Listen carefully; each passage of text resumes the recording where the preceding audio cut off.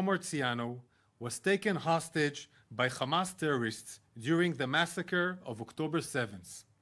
Noah was taken into Gaza alive. She was held hostage by Hamas in Gaza City next to the Shifa hospital. During ongoing combat in the vicinity of where she was held captive, Noah Hamas captor was killed and Noah was injured. I repeat, she was only injured. An independent pathological report has determined Noah's injuries were not life-threatening. I repeat, Noah's injuries were not life-threatening. What happened to Noah? The world should ask what happened to Noah. According to the intelligence we have in our hand, a concrete intelligence, Hamas terrorists took Noah into Shifa hospital, where she was murdered quickly. Hamas murdered Noah inside Shifa hospital. Our thoughts are with Noah's family. We send our heartfelt condolences to the family. We did not reach Noah in time. This is only make the IDF more determined to do everything in our power to bring all our hostages home. We've also gathered more intelligence from the hospital, proving that Noah Marziano was not the only hostage taken by Hamas into Shifa hospital. I will now share concrete evidence of hostages. One from Nepal, one from Thailand, taken from Israel during the Hamas massacre on October 7th. After ruthlessly massacring and taking people hostage, the terrorists fled to Shifa hospital. They went to the hospital to hide. Here you can see Hamas terrorists drove back from the massacre.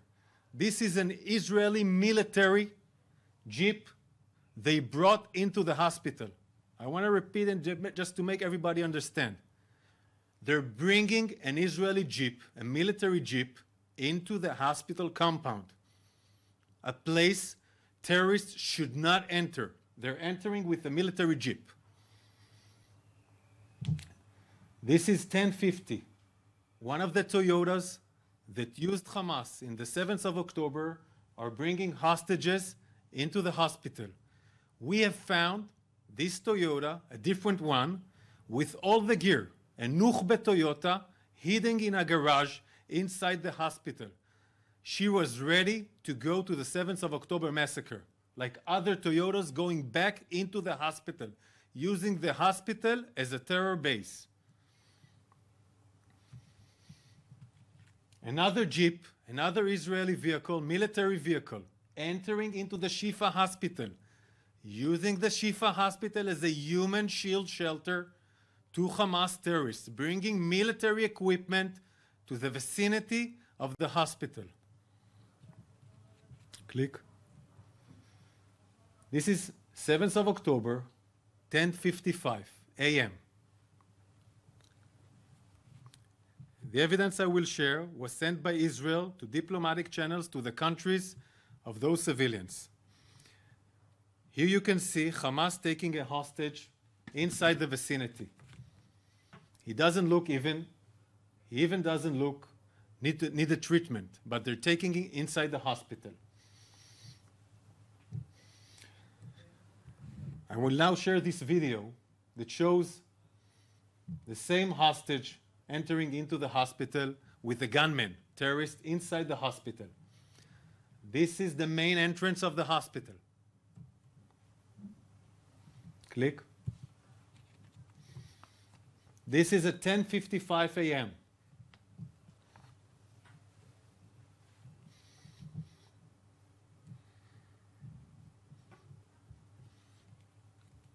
They're entering another hostage.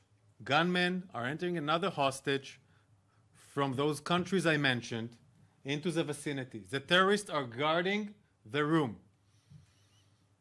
We have not yet located both of these hostages and rescued them. We have not yet located them.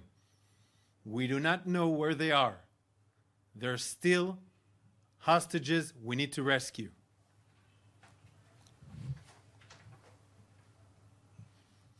The Israel Defense Forces, the world must remember, Hamas is holding the elderly, men, women, children, babies, hostage. The Israel Defense Forces has a moral obligation to bring every one of our hostages home. We will not rest until we do. Hamas was hiding and murdering our hostages in Shifa Hospital. Hamas was building terror tunnels underneath Shifa Hospital. By now, the truth is clear. Hamas wages war from hospitals, wages terror from hospitals. Everyone who cares about the future of humanity must condemn Hamas. Thank you. Questions, please. שולב כחלון, חדשות 14. אדוני, בהמשך למה שהצגת על בית החולים בעזה ועל מה שנראה כמעורבות ברורה ובולטת אפילו של אנשי רפואה, אם זה הולך להשפיע בעתיד על המדיניות של צה"ל כלפי בתי החולים האלו? אנחנו חושפים את הפעולה הזאת, את הפעולות שלנו, את המודיעין שעלה בידינו, על מנת להראות לעולם כיצד חמאס משתמש בניגוד לדין הבינלאומי כפשע מלחמה בבתי החולים. זאת שיטת פעולה. ראינו אותה ברנטיסי, ראינו אותה בשיפה עם הוכחות חד משמעיות. איך מהבסיסים האלה יצאו להתקפה על מדינת ישראל לבצע פעולת טרור ב7 באוקטובר וחזרו חזרה למתקנים האלה יחד עם חטופים, חזרו חזרה למתקנים האלה עם אמצעי לחימה, רובים, נשקים, תחמושת, מכשירי קשר, לנהל לחימה מתוך בתי חולים, להחזיק חטופים, כי הם יודעים שבית החולים הוא המגן האנושי שלהם. העולם חייב להכיר בדבר הזה. אנחנו פירקנו את השיטה. לפני יותר מ3 שבועות הצגנו פה בפעם הראשונה את שיפה. וכמו שאמרנו, הגענו לשיפה. וחשפנו את זה לעולם. אמרנו, הגענו, הוכחנו. ועשינו את זה בצורה מקצועית, אחראית, בלי לפגוע באזרחים חפים מפשע, בלי לפגוע בחולים, בלי לפגוע ברופאים. עשינו זאת והוכחנו לעולם. עכשיו אנחנו נפרק את תשתיות חמאס בבתי החולים ונשמיד אותם ולא נאפשר לשיטה הזאת להתקיים. And we're not going to let this method to take place. יונתן רווה מכאן 11. חמאס איתן שהתיעודים שהראית לנו עכשיו מוכיחים בסך הכל שהם העניקו טיפול רפואי לחטופים. איך אפשר להפריד? אני אומר, ראינו פה בוודאות לגבי הסיפור של נועה מרציאנו, זיכרונה לברכה, אלו עובדות חד משמעיות, שכל ארגון מודיעיני, כל ממשלה שמכבדת את עצמה, תראה את הראיות האלה ותראה באופן חד משמעי איך ארגון חמאס לקח ילדה, חיילת בת 19 ורצח אותה בבית חולים. אנחנו לא ניתן לעולם להתעלם מזה ולשכוח את זה. דבר שני, הראינו פה 2 אזרחים זרים שנחטפו בטבח אכזרי שלא הבדיל בין יהודים או אנשים מדת אחרת או אזרחים זרים. רצח את כולם וחטף את כולם לתוך עזה. יש רשימה של אזרחים זרים חטופים לתוך עזה שצה"ל עושה מאמצים כבירים כדי לחלץ אותם. ביניהם האזרחים האלה, שאחד מהם בוודאות לא היה פצוע, נכנס לתוך בית החולים, גם אם זאת פציעה קלה, והשני פצוע, שנכנסו לתוך בית החולים מחבלים חמושים, בית חולים שהחזיק חטופים, לא השאיר אותם שם להביא את הצלב האדום לבדוק אותם. החזיק חטופים ולקח אותם למקומות מסתור של חמאס בהמשך. מפקדת טרור שהחזיקה חטופים בתוך בית חולים, שחררה אותם לדירות מסתור, כמו הדירות שמצאנו את נועה מרציאנו ואת יהודית וייס, שתיהם זיכרונם לברכה. כך הוא עשה גם עם אזרחים זרים אחרים. אי אפשר להתעלם מהדבר הזה. אם היה ניתן פה טיפול רפואי, האזרחים היו נשארים פה, הצלב האדום היה מגיע והיו משחררים את האנשים. דבר מהדברים האלה לא קרה. nothing happened. שאלה נוספת ברשותך אדוני, בימה האחרונה עולות טענות שבשכונות החדשות שצה"ל נכנס בעזה אין מספיק ריכוך ארטילרי. נא התייחסות. The new neighborhoods of Gaza that you are going in. בתקיפה האווירית שלו ובתקיפות שלו מהים לפני הפעולה הקרקעית. הדבר הזה קורה מהיום הראשון למלחמה בשילוב איכותי מאוד בין היבשה, האוויר והים. אנחנו פועלים באופן כזה שימקסם את ביטחון כוחותינו, וכך נמשיך לעשות לפני כל פעולה קרקעית באשר היא. That's how we're going to manage any ground operation. 50 יום בתוך הלחימה, הצבא הכי חזק במזרח התיכון, ועדיין החמאסים יכולות לירות כמעט לכל נקודה ברחבי הארץ, תושבים בדרום הם סוג של בני ערובה. בידי החמאס, כי בדרום אין שגרה, בניגוד למה שקורה כאן בתל אביב, וגם תושבים בצפון, באותה סיטואציה בדיוק. מתי זה ייגמר? יש הערכה כלשהי, האם הצבא מתכוון להגדיל את קצב התקיפות? ולעשות את זה בהרבה יותר כוח, על מנת להחזיר גם את הדרום וגם את הצפון לשגרה.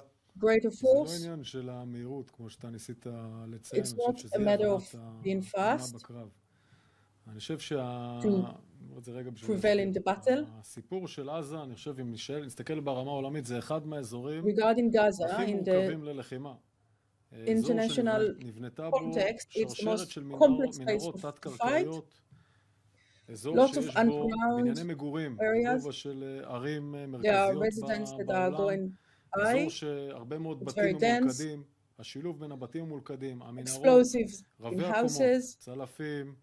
פעילות של חוליות טרור. הדבר הזה טוב שיעשה בביטחון ובבטחה שכוחותינו סורקים ומנקים אותו, וצריך להבין שזה לוקח זמן. לוקח זמן להשמיד תשתית מינור, לוקח זמן לבנות מבנים בבטחה, לוקח זמן. בוודאי שכרוכים בזה גם עניין של חטופות וחטופים שצריך לחלץ אותם. לצד הדבר הזה, היכולת של חמאס לירות רקטות הולכת ומצטמצמת, ככל שהפעולה הקרקעית מעמיקה, ככל שאנחנו פוגעים ביותר יכולות רקטיות שלו, ועדיין קיימת ביכולת שלו יכולת שיורית שמבצעת לנו הטרדה כזאת או אחרת בלחימה. הדבר הזה נכון לתמונת הדרום. ככל שיעמיק הקרב שלנו ויגיע לכל האזורים ברצועת עזה, כרגע אנחנו תוקפים בכל האזורים ברצועת עזה, אנחנו גם נפעל קרקעית בכל מקום שיהיה בחמאס, אנחנו נגיע למצב שהדבר הזה מצטמצם. תמיד תהיה יכולת שיורית. תמיד תהיה יכולת שיורית, ולכן אנחנו צריכים לסיים את המלחמה הזאת באופן כזה שפירקנו את כל היכולות, וזה ייקח זמן. לגבי הצפון, סיפור אחר, אתגר אחר, ארגון אחר, אנחנו פועלים באופן חזק מאוד ועצים מאוד מאוד מול כל אירוע של חיזבאללה, באופן כזה שפוגע בו הרבה יותר מהרמה שאנחנו חווים. אנחנו נמשיך להעמיק את הפגיעה בו. בסוף בצפון התוצאה צריכה להיות שתושבים חוזרים כאשר המרחב בטוח לחזרתם, and we're going to return when the area is safe. It means the citizens. תודה רבה, ערב טוב. Thank you very much. Good evening.